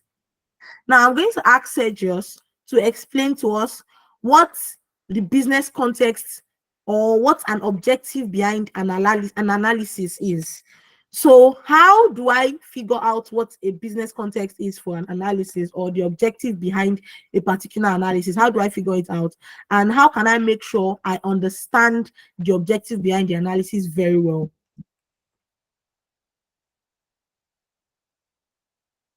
So just, can you hear me? Hi, sorry, I can hear you. So can you hear me? So before I actually move on, so I'll just really chip in what Chento said with respect to learning, self-learning and learning with this thing. So I started as a distance. I started self-learning, but when I actually I started self-learning. Yes, it's not like I didn't understand it, but I actually took a step further to, to apply to a school and, learn with people. See, there's a different feeling. You would think you know everything, but when people start asking questions in class, you'll be like, oh, where have I been? You understand? So I would really suggest for anyone that wants to learn data analysis, irrespective of you are a good self-learner, try as much as possible, take a course with people and pay for a tutorial class and learn with people. It will broaden your knowledge, to be honest, and it will help with your collaborative skills. As a tech person, you work in a collaborative environment, so it's actually going to help you with respect to your collaboration. So moving on to my questions, not understanding the business context or objective behind the data analysis. So the truth is that you do not know if you do not know something, you cannot, give a result. You understand? So one of the I would say the pitfall or disadvantage of actually ignoring business concept and context per se is actually misaligned analysis. You understand? You're an analyst. You do not understand the business context of that this thing. It's just like your analysis is like totally misaligned with the organizational objective or the stakeholder objective. You understand? So let's say, for example, you are actually you're actually focusing on metrics that actually does not impact the key business goals. You understand? So just like the example I gave, the marketing team are talking about, they want an analysis based on the period they actually perform their previous campaign. And I'm going further to tell them that, okay, at this particular point, I'm going to give them the last 3 months sales instead of the particular months that that campaign went on for.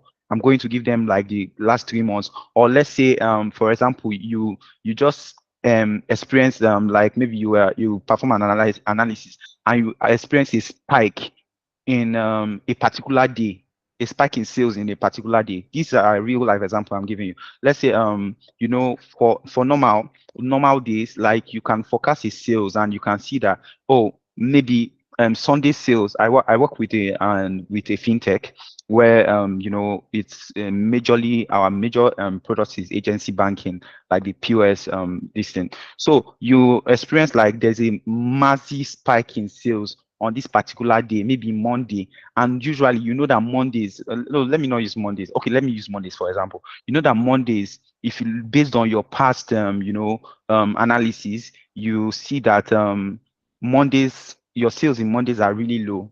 You understand? And there's just a spike, and you just come and you take it up and say, there's a spike in this thing, without actually going back to know what was the reason for this spike.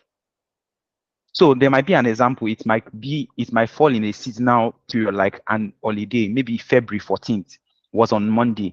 And that's why, and people needed money at that point in time. So that's why there was so much sales that Monday, like in the company, they experienced much sales. You might misinterpret it that maybe Monday is beginning to, do this thing, and when you are interpreting that data, you would just tell your stakeholder that there's a spike, or maybe we are beginning to experience sudden spike in Monday sales. but without you going back to do a background check that why was there a spike. You see where I come with the aspect of asking so much questions. You have to question your data. You understand why is there a spike when we know that Mondays we don't really have sales on Mondays. You get. So that is what the reason why was because February 14th people want to take their lovers out and they needed money, so there was a lot of transaction to and fro, and the company experienced a spike that Monday, and that was one of the reasons. So you put in your report, you say, oh, this is the reason why this. So that's understanding, you put in your understanding. You just don't, you just do not report a statement. You actually understand the reason for a particular analysis you are doing. So ways to actually or strategies that could actually help you understand business concepts is actually stakeholder engagement. You understand, you have to engage with your stakeholders. What do they really want? What do they want to see? If you understand what their needs, you'll be able to actually you'll be able to actually produce a dashboard that could meet their needs, produce a report that meets their needs. And another one is actually domain knowledge acquisition. You have to actually know these things before, you understand, so that in time because you already know it, it's actually easier for you to the knowledge you have gained can actually assist you in that particular project you are carrying on. So yeah, I think I'll stop there. Thank you so much, Sergius. Thank you. And for people that are here, someone is saying run over the mistakes. Please go over the mistake for data. What for people that are in software? You should be coming down now. So that was really explanatory, Sergius. That was really explanatory, especially the stakeholder parts. I think a lot of people need to put that into consideration. I'm just going to, because of our time, I'm just going to go to the next mistake that people make when it comes to software testing. Gento, can you hear me? Yes. Okay. Now let's talk about the mistake of not committing the required time to learn. What would you say is a pointer to know that so and so time is the required time for me to stay before I'm good enough in this career path? Plus, some people might just be thinking, I'm a 9-to-5er. I'm presently working in a bank, maybe 8 to 6, and I want to transition. If I'm committing 2 hours to software testing in a week, that should be enough now. What would you say about knowing what time is enough time before you can say, okay, you are good enough to be to apply, to start applying for new entry jobs, or what's it called? Jobs, when what's this thing called? Entry jobs, entry level jobs. Yes. I was just thinking entry level jobs. At what point can you say someone is good enough to apply for entry level jobs? All right, thank you. Yeah, so I think this is a major question actually, because sometimes it can be dicey. I wouldn't be able to tell you, okay, this is the time, that you need to commit in order to in order to be comfortable. But I can give you pointers into understanding this, because it is highly relative. All right. So typically, for example, when you get on a training, let's say Trebotech, we already understand the average time that anybody would need to commit, right? So based on that time, we structure the classes, span it in such a way that everyone should be able to meet up. Now, if you see from experience, you see that sometimes something that we say students should do in a week, there could be a student that immediately they receive it, they'll submit it in 1 hour. You also find other students doing it maybe in 6 hours. You have other people doing it in 3 days. There are other people taking up to that 7 days and asking for extra time. All right. So now, based on this, I wouldn't be able to tell you, okay, this is the time that you need. So now it's going to be relative, and that will be depending on you. All right. So committing the required time depends on the individual. How much time do you actually need to catch up with the concepts of testing? All right. So let's say we are taking you through two links in testing, and we'll say, okay, let's learn a tool, maybe a particular tool. And we went through the class and you have the recording, and maybe you went through it and you didn't understand. Now, some other person went through maybe once and they understood. You went through and you didn't understand. You have to go through it again. And if you don't understand, you still need to go through it again and then maybe ask more questions, get in touch with your mentor or the facilitator, and then try to get that understanding. So you would probably require more time and you need to commit it. So if you have a friend that is probably taking 2-3 hours daily, committed to learning, and the person is making result, and you also decide to commit 2-3 hours and you are not seeing the result, that means you may need to commit more. All right. But some person will just be stuck on, oh, I'm committing the time now. I'm committing 2-3 hours, like every other person is committing, but I'm not getting, the result. Is it that you guys are lying? No, you may just need to commit more time, in order to get things done. Now, typically, sometimes you may be working, and then, like she mentioned, 9 to 5, and you're wondering how do I now commit this time, because I'm busy and all of that. When I was learning tech, I like telling people this story so that you understand where some of us were coming from. I was doing a master's degree in public health in College of Medicine at UI, and just to mention, the first and the best anyways. So I was kind of busy. I used to be student union president. I was the I was a research assistant to a professor. He's the first professor of environmental health in Nigeria, indigenous professor, and I was working in an NGO as a research assistant. So I was busy, sincerely, I was very busy. So when I started doing stuff around health informatics, I started getting into health data analysis, and that was how I got into software engineering. And I took interest in software testing because I'm a perfectionist. I can easily find fault. I can look at you and tell you 100 fault, but I wouldn't say it, but they are just there, right? So based on that, I decided to go into software testing and commit that my perfectionist thing there, because that's where it's really needed, right? But how I transitioned was the fact that when I come back from out there, probably 8 p.m. when I'm done with my professor and we have gone through research, health research, manuscript, preparing for publications and all of that. Sometimes I'm in his house till 8. So when I get to my small cubicle at the time, one room, the kitchen is there, the parlor is, everything is there. And then I will need to stay up from 10 p.m. to 2 a.m. every day, committed to learning tech.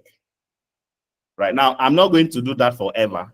So I knew I had to do that at that point in my life and at that point in my journey.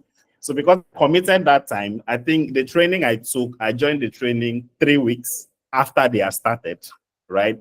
And they still allowed me to join because they felt, they have not really gone far. It was mostly introductions and theory. And sincerely speaking, without pride or anything, those 3 weeks, I finished the curriculum in 2 days because I really gave that time. I finished it and I make good result. I graduated as the best student in that bootcamp at the time. So the difference is just the fact that I had to stay up late from 10 p.m. to 2 a.m. every day trying to learn tech. And I did that maybe for like 6 months. And after 6 months, I got everything I needed, right? I got the job, I got the money, I got every other thing that I needed to get. So this is an important aspect that we need to understand. Maybe someone here, maybe you're already doing something in software testing and you're really not getting it. Probably you are not really committing the required time that you specifically need to, understand that, or you're not really committing maybe not just the time, the interest, the required commitment, the required passion, the required research, the required conversations. You need to get into probably some tech community, join master classes like this. So all of this comes into committing the required time. So I'm going to stop here, because of time. Thank you. Thank you so much, Gentle. Somebody in the comments says that's how you talk like a professor.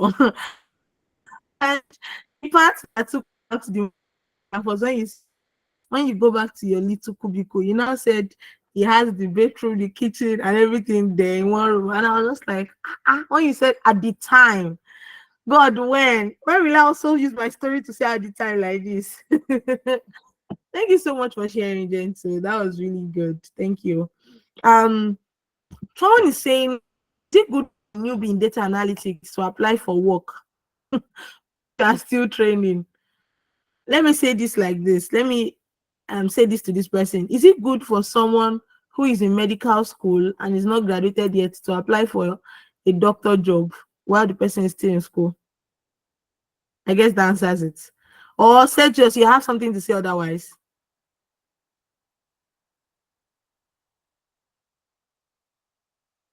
Not at all. Not at all. I think you Okay. are not what you actually you know it answers Right. the question. So Because if you're still in training, it just means that you still have things to learn. So there's no point in rushing. That's why we said if the only reason you are going into tech is just the money, you're not particular about whether you are good or you're even good enough for the role, there's no point, because even that money you're looking for, you might not get it, because nobody would want to employ an half-baked data analyst or an half-baked software tester. So make sure whatever you're learning well. And like Gentle said, the time required for you, don't, because somebody said they learned in 1 week, you also now think in 1 week you would also get it. See what Gentle said, from 10 p.m. to 10 p.m. to 2 p.m. every day at that period. That's 4 hours daily. Someone else that has maybe that is doing 10 hours a day might be able to do that for just 1 week and get what they need. But you don't, because of that, compare yourself to that. So somebody said, okay, you're saying that the person said you will learn on the job. Yeah, see, whatever career you are choosing, after your boot camp, it does not mean the boot camp will teach you everything you need to know in the world. So it means that you will still learn on the job. But it is good that you finish your bootcamp training, you finish the required curriculum training. It's just like, for example, the example of a doctor I said, that the person finished 7 years medicine means that the person is just going to choose a specialization. So let's say you finish general medicine in 7 years, you now decide to go into orthopedics. You will now need to specialize. Now, when you start that orthopedics job, you definitely will learn on the job, even after you have gone to school for 7 years and plus your specialization course. Do you get? So finish your bootcamp first. You will still learn on the job. But if you don't even know the necessary things, you will never get that job in the first place. Do you get? So just take your time and learn what you need to learn, and that. So you're giving my flowers. Thank you, Jennifer. So now I'm going to ask Daniel the next thing. But before I go on, I would like to say this, that this free class was brought together by TravelTech Academy. And like I said, at TravelTech Academy helps people transition into the tech careers of their choices with zero or low code. So it means that all the courses we take are the courses that either require no coding at all or requires very little coding. So for data analytics and QA engineer, we are taking 3 courses presently. We're actively registering people for 3 courses presently: data analytics, QA engineering, software QA engineering, and UI UX. We're not doing UI UX today, but if you don't know what UI UX design means, you could go to our website at www.traveltechng.com and you will see the UI UX websites where you can click to see our curriculum and all of that. At the same time, for data analytics and software engineering, software quality assurance engineering, which is also software testing, the curriculum are also available on the website. Then someone from our company just posted the details. So for quality assurance engineering or quality assurance testing, there are 2 parts or 2 types. There's the manual type and there's the automation type. Now, at TravelTech Academy, we offer both, but we are going to start with manual. So if you are going to enroll, you can either pay for both manual and automation together, so that when you finish your manual, you immediately get into automation, or you can decide to pay for just manual. So For both manual and automation, both of them, if you're going to register for both, it's actually 5 months of training, and it includes projects. So let me say this, at Travotech Academy, we don't just say, oh, once you are done with the boot camp, that's all. We just bombard you with theory and theory. No, we take practical projects, hands-on experience projects. Like Daniel said that you need to use real data. So we understand these things. We don't just bombard our students or our our students, our learners with too much theory. Oh, what is data analytics? Oh, what is software engineering? And that's it. I mean, I say go and look for a job. It doesn't work that way. We actually do hands-on projects. Now, when you finish your program with Travotech Academy, you're going to get a certification. And someone somewhere might be wondering, your certification, who knows about your certification? Let me burst your bubbles. Travotech Academy is actually registered both in the UK and in Nigeria. And to be honest, we have gotten students and learners from all over the world. We have gotten students from Canada, US, UK, Kenya, South Africa, Ghana, Nigeria, all over, as much as you can think of. And these people got our certification, and you can tell that it's recognized. So don't be scared that if you get the certification, what is it going to be useful for? Of course, our certification is globally recognized. At the same time, one of the things we do that distinct us from other academies at Travotech Academy is when you finish with your bootcamp, we don't just leave you alone to yourself. We know that to get your first role might be a bit demanding, especially because you are new to the field. We know that you might not even have a resume. You might not even know how to write a resume or how to build your portfolio. Maybe you are a nurse that is trying to become a data analyst, or you are a doctor or banker that is trying to become a software tester. You don't even know what to put on your resume. Now, this is why we have a free mentorship program, which is for 3 months aside your bootcamp. And guess what? The mentorship is free. So it means that after your bootcamp training, you would have access to mentors and people that are already in the field to teach you, oh, this is how to build your resume, this is how to build your LinkedIn profile, this is how to apply for jobs, these are the sites you can apply, this is how to answer interview questions, things that are practical. They are not just learning. We are coming to the real world practical aspect where you actually need to get a job, land a role really, or become to get that job that you want, really. Let me just put it that way. So one of the advantages you will get if you register with Travotech Academy is you will get free mentorship. And we have never gotten students that called us and said, Travotech, I don't like your company. In fact, we have social proof. If you go to our social media profiles on Instagram, we have over 14K followers. On LinkedIn, on Twitter, on Facebook. We have social profiles that you can check to verify whether I'm lying or not. On our Instagram profile, a lot of testimonials are there. People that have taken our courses, they can say good stuff about us. So you can check that to know how well Travotech Academy is the best. So for this particular cohort that we are taking people for UI UX design, for data analytics, and for software quality assurance engineering, we are going to stop registration on the 11th of July, and class starts on the 13th of July. So our classes are always on Saturdays and Sundays, which means that if you are someone who has another job, or you are working somewhere, you're a 9-to-5, whether remote or physical in office, you can still transition easily and seamlessly because your classes are just going to be on weekends, and the times are fixed for all our classes, 3 p.m. to 6 p.m. So there's nothing like, please, we cannot hold the class today, we're going to hold it on Monday. No, we're holding it on Wednesday. No, there's nothing like that. Everybody has the class the same time. Our classes are virtual, so you don't have to travel anywhere. But virtual means, just like we're using Google Meet now, your teacher will be presenting their screen and you can see whatever they're teaching you. At the same time, the classes are recorded. So, which means if peradventure something happens and you happen to miss a class for 1 time or 2 times, you will actually need to watch the replay and you will have access to the replay. Also, not everybody that registers for the bootcamp is going to get the certification. Why? Because you need to pass your project to get the certification.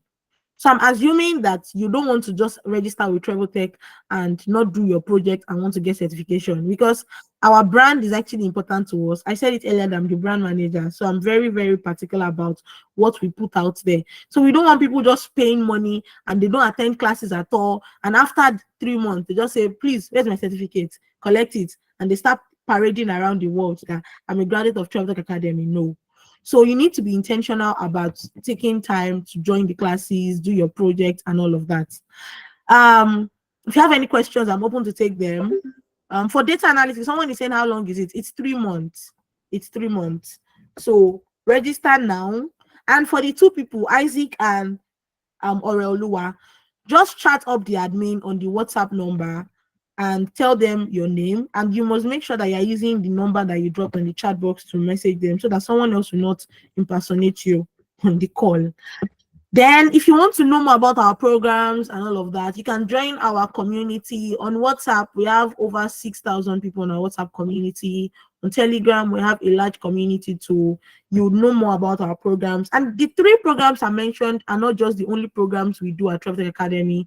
We have other programs like business analysis, product management rather.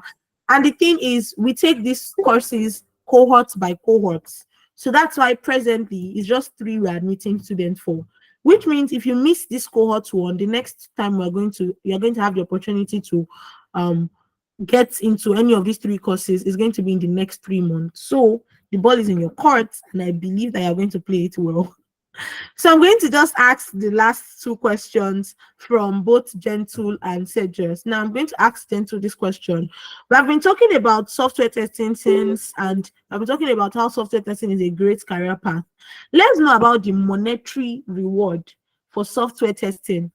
If I want to become a software tester today, from your experience, what is the incentive or monetary reward you would say a software tester can get for entry level, intermediate, and advanced, both in Nigeria and outside Nigeria? All right, thank you, Ayo. You're welcome. So I might not be able to specifically mention figures. Please mention figures. So we need the figures. I beg. We will not bill you. I promise. Is not like the same for everyone, but I'll just use like a standard that I know that many people fall, between that. So currently, if you land a job as a junior tester, right? Not an intern now, because internship is kind of is very flexible, because sometimes the company has a lot they want to further train you on, so that is also an incentive kind of. But for a junior role where you're actually expected to work, I'm currently in Nigeria, you won't see anything less than 200K.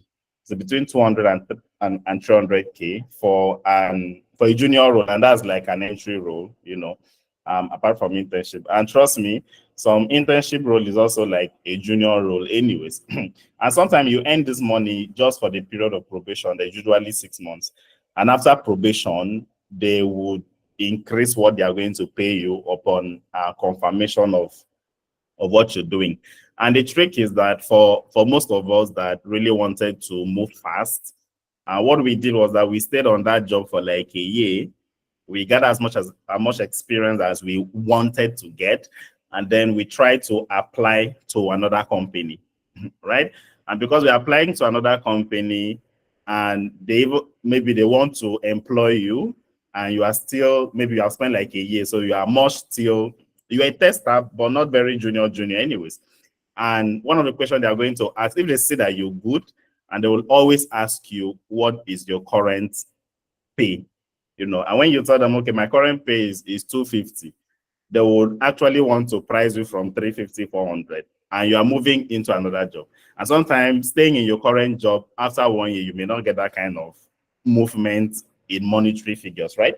And then probably in 3 years, you might be comfortable, as an intermediate QA, where you can start negotiating for how much you want to get, right? And at that time, you could be negotiating salaries above 500,000. Now, from there going forward is highly, you know, the ocean is quite wide. You know, from intermediate, I have people earning in millions. I have people earning a million, like in Naira anyways, but you know, in USD, you get people getting from 15 pay, 2000 pay, 25 pay per month, you know, as an intermediate QA. And from there, it becomes, you know, it becomes wider because you have different reasons for wanting to join a company at that time, you know, that will also inform the kind of incentive you are looking for. But this just gives you like a background of what's currently there. But you also need to understand how these are career work, right? It's just like a medical doctor. A medical doctor, I currently have a hospital I go to, and the reason why I go is because I book an appointment with them, and once I get there, they attend to me and I leave. So, you know, that's why I go there. It's a private hospital. Now, most of their professionals there, like the consultants they have, that hospital is not their primary employer. So most time they'll fix schedules with you in the evening from 4 p.m., 5 p.m. So they will go to their primary place of work, and after that, they come there and do those consultations. Now, typically, that's how it works here. And you know, also a doctor could be a family doctor for one man somewhere, and any day he goes to his house to render services, he could get 2 times of his monthly salary. So that's another incentive we have here. You could be, sometimes I get projects, right? And I get to be on the project, and I just need maybe 2 junior QAs that will help me with a few documentation. I just reach out to the people I'm mentoring. Okay, do you have time? I need like 3 hours per day. I'm going to pay you this. Now that's outside. That money the person is getting is outside what the person earns. And even that project is not my primary employer as well. So you have this flexibility of being able to do quite a number of things. And you could still sign up on freelance website where people can also reach out to you when they have projects, short projects that they need to test. And it's something you would easily do, you know, and also earn money for it. I've had some group of friends that they were pursuing a contract then. It was something around crypto. And so they designed everything, how they are going to get it done. And they couldn't afford to pay me to be on the project per se. So they can't really pay me based on how much I would want to charge. So they just had to negotiate with me that, okay, all what we need your picture and your name to be on the pages of what we are sending to them. So we had to negotiate how much you need to pay to put my picture and my name there. And, you know, and that was it. So when they got the project, of course, they will look for junior QAs that they can comfortably pay to get those things done. But they just need me to be there so that whoever is looking at it will know that these people are serious. So these are other kind of incentives you get that all runs down to the monetary part of it. So personally for me, when I started taking testing seriously, because I did testing for like 2 years and I wasn't serious with it, you know, because I was doing some other thing. But when I started taking it seriously and I started pursuing full-time roles, you know, the first role I got was paying me $1,800. I think at the time it was maybe between 900 and 1.1 million. And I was maybe 25 years old though, you know. And personally for me, I saw like there was a transformation. You know, I told you guys before, I was living in a small cubicle, 1 bedroom, everything was there. But you know, when I moved from that small cubicle, I was moving into a 3-bedroom flat in the heart of Bodija in Ibadan. So if you know Bodija in Ibadan, you know that is a place that the men that run the cities. It's one of the places that the men that run the city in Ibadan, you know, are domiciled. So, and that was made possible because of a career, you know, in software testing. So monetarily, there is really no limit to how far you can go. You know, once you have the skill and the employer sees that you have, I had an experience which I shared, you know, some time ago. I was pursuing a job somewhere and they were delaying the employment. So I got another job. So when they came and they said, okay, they are ready to do it, I told them, okay, I have another job. I'm sorry, I can't take I can't take this your job anymore because I'm no more open to work. And they had to call the chief technology officer of the company, called me directly. As a young man, you did so well in the interview, and I really want you to be on this contract. How much are these guys paying you? I can match the salary for you. So when I mentioned how much they were paying me, it was like 3 times of what we had discussed for this role he's calling me now for. So it was obvious to him that it's difficult for them to match. But he still told me, okay, can you work for 3 hours? Just work for 3 hours for us every day, and we'll still pay you this money we had agreed to pay for 8 hours before now. So I just looked at it. I said, okay, this looks nice. So, and I opted for it. So you can see the dynamics in these things. So prior to now, I negotiated that money for a full-time role of 8 hours. But currently I was working somewhere else. But because he felt I was good and he really, really needed me to be on the project, he agreed that I work 3 hours for the same money. All right. So that's why I said there are no fixed things to this. But trust me, money won't be your problem. I can assure you that money won't be your problem getting into software testing. You would see the money as you also try to build a sellable part of you that will also attract this money to you. Yeah, thank you.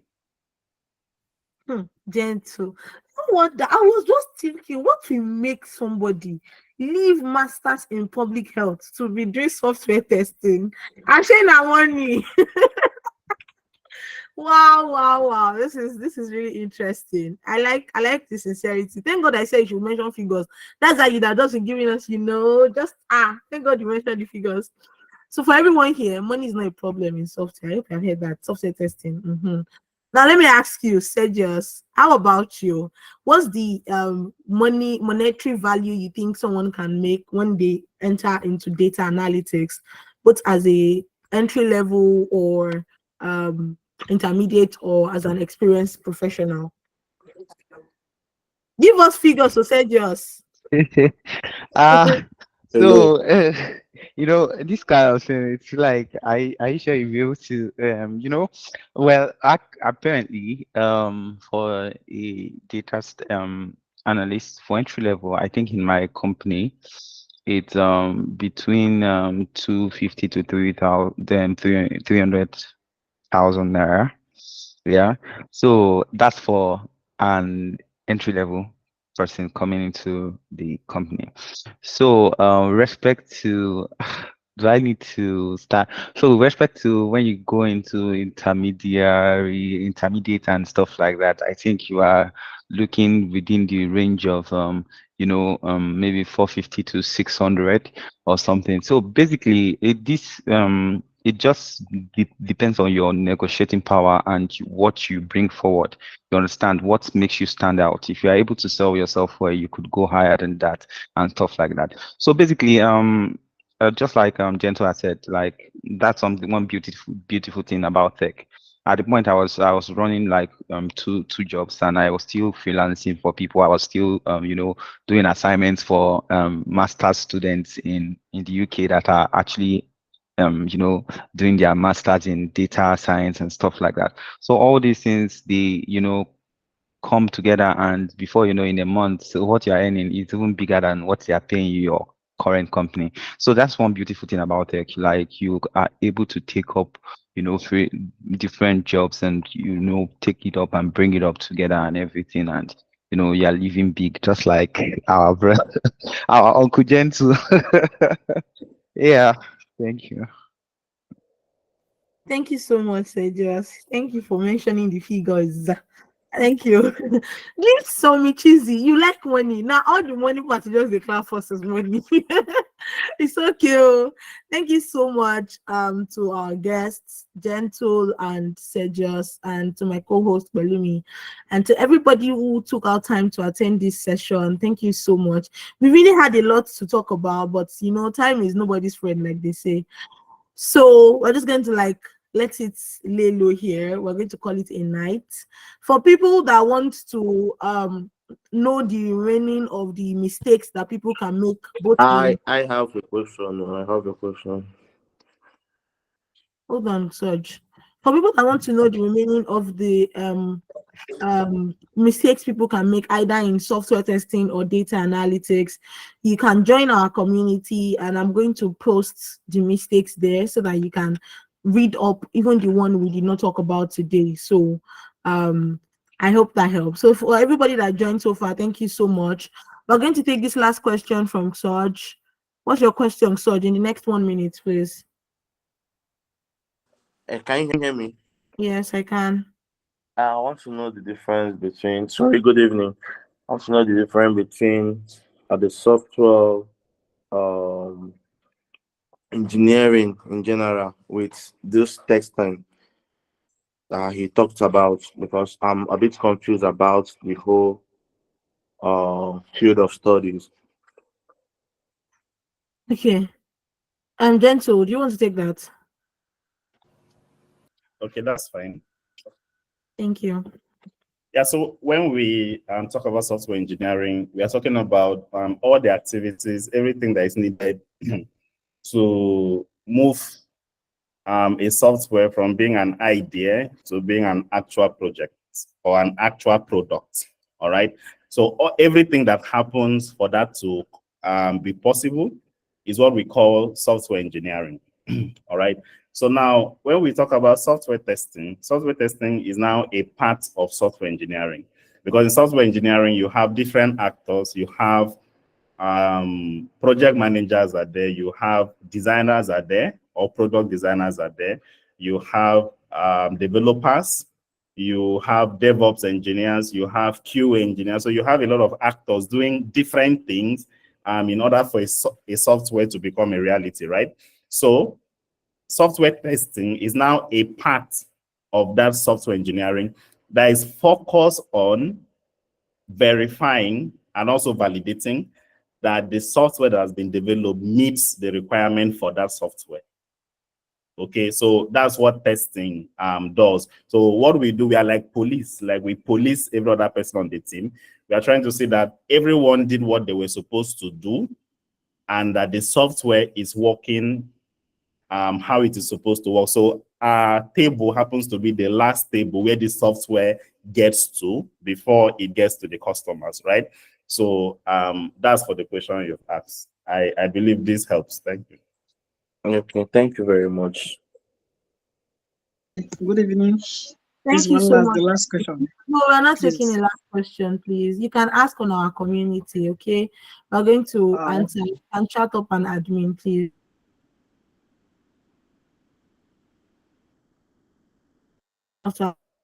Because this is way out of time. To everyone that joined so far, thank you so much for joining. Thank you for staying up until now. To our guest speaker, Gentle and Sergius, I really appreciate your presence here. And to Moyo, to Pelumi that helped